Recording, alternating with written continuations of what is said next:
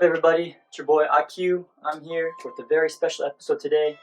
I'm going to be talking about DJing, and it's been something I've been really curious about. I've been wanting to get into for a long time. Back in high school, when I first started breaking, we had a friend named Eric, and we'd go over his house almost every day after school. And he had some linoleum floor that we could practice our breaking on, but he also had some turntables, and once in a while he let us jump on those, practice scratching or something. And I really got into it then. There was another kid in our crew named Opie, and he had some Gemini turntables that we'd go into his garage and mess around with from time to time. So I've been having this interest for quite some time now, but I just never pursued it seriously until now. In May, we had a small lockdown here in Japan, and I was at home and I had some free time, and I thought, hey, why not try something new and get started with something I've been curious about for a long time. So I did some research, talked to some friends that were already DJs. Shout out to Nova Soul and Megatone. Also, my friend Shorin in Japan. You guys helped me a lot. Also, Green, Squishidosis. Without you guys, I wouldn't have been able to know even where to look. So, thank you guys.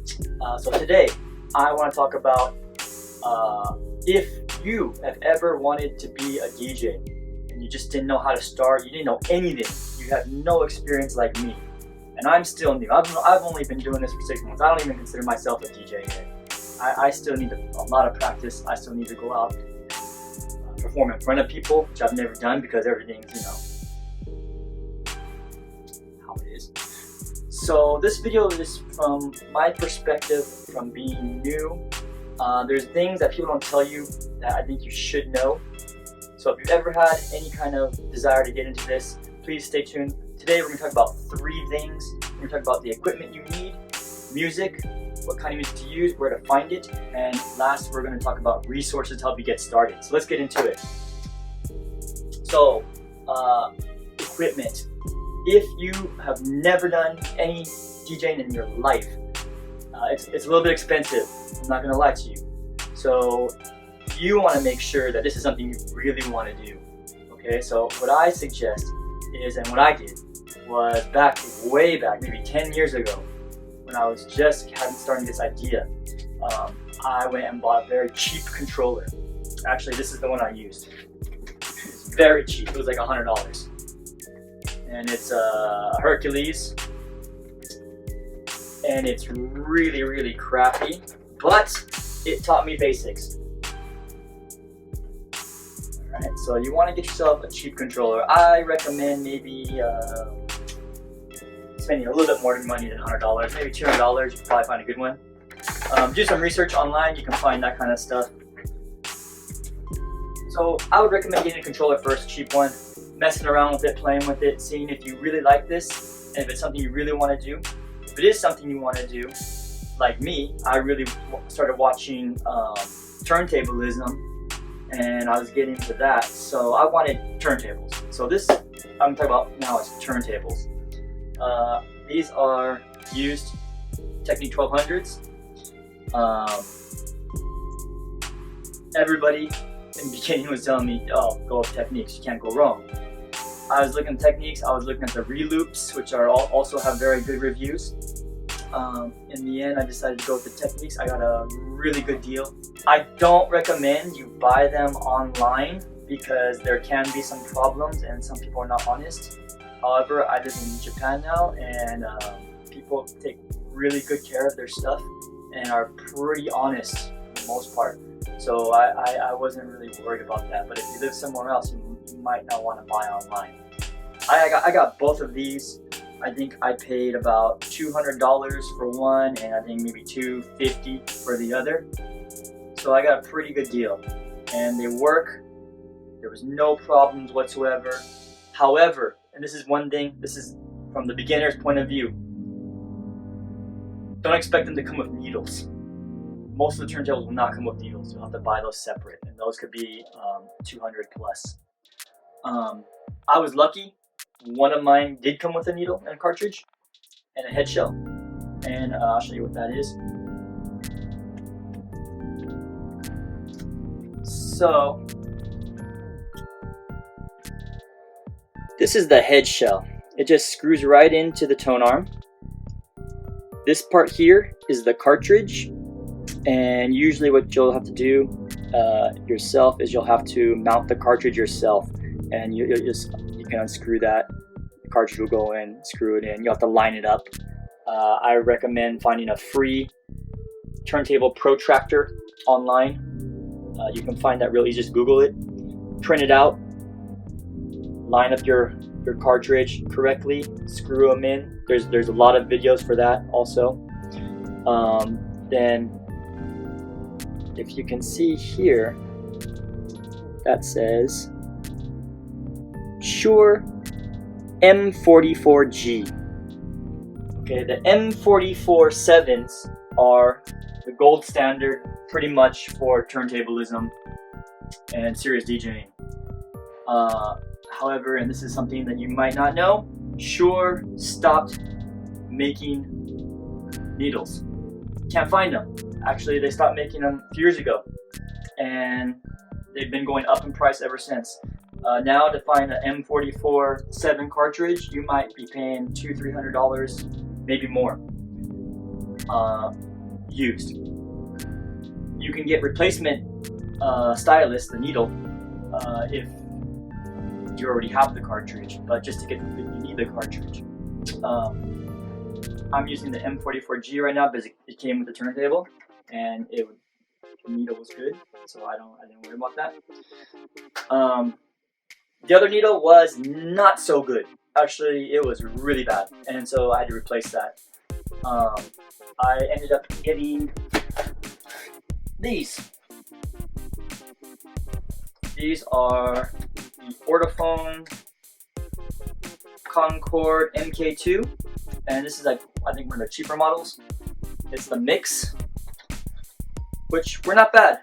They work, and you can scratch and you do all the basic stuff with them. And they're very easy because they're already mounted and everything. All you gotta do is just screw them in, balance your tone arm, and that's it. So they're very easy to use. Recently, I saw these online and decided to give them a try. They're the Ortophone VNLs, or vinyl. I'm not sure how you say it, but this comes in has three different stylus, 3 different needles, with different levels of firmness. So for whatever if you want to listen to music, or if you want to do some scratching with your elbows, it's got you covered. And I think these were about $120 for the cartridge, and 3 stylus. And so far, I'm really liking these. These are great. These might be the next thing for the people that can't find the M44-7s anymore. So right now they have a good deal. You get 3 for the price, and it's good. I recommend those. Oh, you're gonna see sometimes you might have one of these things, and it's this little wire coming out of the turntable. You might wonder, what is that? Well, that's the grounding wire. What's a grounding wire? Well, usually you're gonna have some place to put it on your mixer, and what that's gonna do is it's gonna ground the turntable. If you don't ground it, it might sound funny. You might get some weird sounds. So if you're wondering about it, that's what that's for. What else? You're gonna need a mixer. That's right. So you can get a regular, analog old school mixer. But if you want to play digital music, DVS, you're gonna need something a little bit better. You're gonna need something that can play DVS, or you're gonna need a separate unit that you plug into your mixer, plug in your computer. I went with, after doing some research, I went with the Pioneer DJ, and this is the DJM S3. It's older.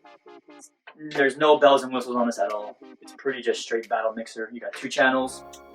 Your crossfader, which I really like this crossfader, that's really nice. There's very few effects. There's just a high-low pass filter, and even when you trigger the effects in your software, once you bring the fader down, it's not going to continue over. So like, you'll see DJs that do an echo out, and then they drop the fader, but the echo is still continuing. This does not do that. If you want that, you're going to have to spend some money. my friend had a DJM S9. It does do that. The new DJM S11 also has very nice features, but again, very expensive. This mixer itself was about, I think, $500. I found it on Amazon, I think, or maybe Rakuten. I found it online. And it came with your digital vinyl. So that's what you need if you want to play DVS using either Serato, Traktor, Red Record Box, or Virtual DJ. Those are the main four basically. I'm using Serato. Most people use Serato. It's really nice.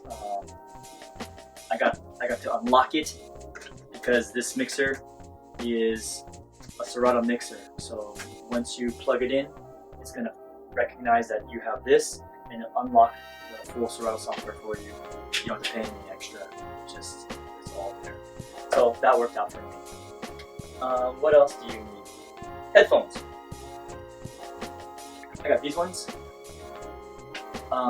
You can get any headphones, doesn't really matter. I wanted some good ones, so I did a lot of research, and this name kept coming up. I don't know how to pronounce this, but Sennheiser HD25s. And I've heard a lot of good things about these. These have a lot of very high review. They're very reliable, durable. You can replace individual parts, which is also good. They sound great, and a lot of people that have had these have had them for like 25 years. So this is a workhorse. It's gonna get the job done, and it's gonna stay around for a long time. This was the, I think, special edition one. I don't know, they had a good deal, so I bought these. So you want to get yourself a nice pair of headphones. Speakers, yeah, and there's lots of speakers. I'm not going to go into that. I don't even have good speakers. I just use a little, this is a Bose, not even for DJing, it's just for like playing music. It works, so whatever. Slip mats, yeah, that's one thing you might not think about. So when you're, especially if you're going to try to do turntablism, you're going to need to backspin the record, maybe sometimes quickly. You're going to scratch. Slip mats, very, very important. I went with these ones, and I have no regrets. They're the Dr. Suzuki Slip Mats Scratch Edition. There's not much to them. They come with this little plastic sheet too you can put down. But they work great. I've had no problems with these. These will cost, I think these are about like $15 or $20. I don't remember, but they're about $15 or $20. They weren't too expensive for the pair. So I got those online too. Let's go into music, because that's what you want to do, right? You want to play music. And first I want to talk about quality music. Before I got into this, I had no idea about compression and things like that, and how the quality of the music will affect the sound, the size of the file or whatever, if it's an MP3 or if it's FLAC or ACC or whatever. There's so many different files out there.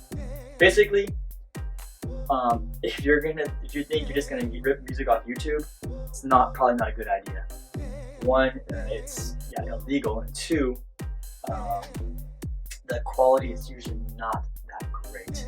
What you're gonna want to do is you're gonna want to find your CDs. You're gonna want to go to used music stores, get CDs, get records, and you're gonna want to burn them or record the records into lossless files, and that's gonna be the highest quality. The other way to get music is DJ pools, which I had no clue about when I first got into this. I found that out through another YouTube channel, which I'm going to tell you about later.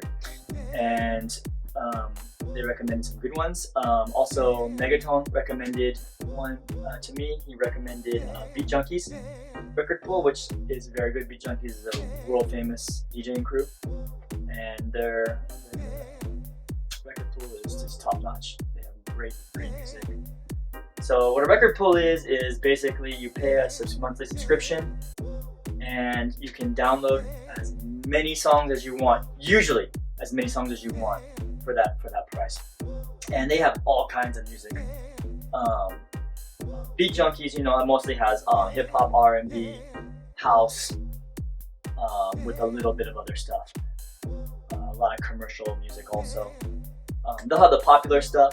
They'll have older stuff like funk, 70s funk, disco, things like that. But the thing that's special about record pools is that other DJs put their mixes up there too. So you'll have a song with an intro, an extended intro, so it's easier to mix. An extended outro, you'll have acapellas, instrumentals, basically mashups, all kinds of things. So these record pools are really good. A few of the good ones I've seen are, of course, Beat Junkies. There's DJ City, BPM Supreme. I've heard of this one called Heavy Hits, which looked kind of good. Crate Connect and Franchise. I decided to go with Beat Junkies based on Megatone's suggestion, and also just checking out myself. I really liked it after I used it, so I've been going with that.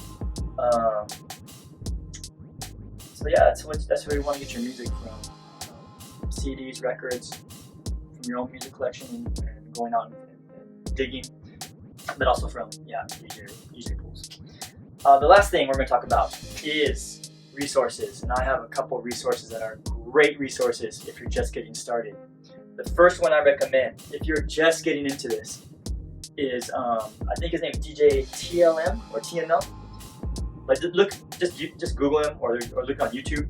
You can find him. He has his own channel. He does this thing called Share the Knowledge. He has a podcast. He's on Twitter. He's on everything. Follow him. He's great. Start from his earlier videos. He has a mix series, like teaching how to mix. He has a basic scratch tutorials. He just provides a lot of good information. And just also, if you just want to get into the business side of it too, he has a lot of good insight. He's been doing it for a long time. His site was very helpful. The other one that was very helpful, as far as technique, was DJ Angelo. He's from the UK, and he is great on the turntable. He does beat juggling, scratching, trick mixing, all kinds of stuff. He is a good resource if you want to get into that. The other one that's pretty good is DJ City. They have a lot of tricks and tips and things like that. They're also the record pool. They have good reviews. I watched some of their reviews to pick out, what kind of mixer, what kind of headphones, things like that I wanted. Another DJ, and he's not so much hip hop. He does hip hop too, but he's more electronic music. But still a good resource is Alaskans, and just YouTube him. He's a little bit strange, but he has really good information. He explains like how to mix more electronic music. Sometimes I do funk and hip hop too, but mostly it's electronic music. But still good information. The last one I want to give a shout out to is Rob Swift from the Executioners. It was his channel that first inspired me again to do this. His videos are more of knowledge than technique, although he does show technique also, especially for the beat juggling. But the real big thing you're going to get out of his videos is a different mindset of a DJ, and how a DJ should think, and not just DJing, but just hip hop in general. So if you're a b-boy, if you're a graffiti writer, if you're a DJ, if you're an MC, we're all in the same group. We're all hip hop, and Rob just has a really good mind about hip hop in general. So I recommend you just check out his channel. There's some other ones out there too, but those are the main four I think that really helped me when I was first starting. So guys, it was a little bit long, but I'm glad you guys stuck with me. Tell me what you think if you want to get into DJing, if you have ever wanted or thought about it. If you have any questions, go ahead and give me drop a comment. Make sure you hit that like button and subscribe, and I'll see you guys next time. Peace.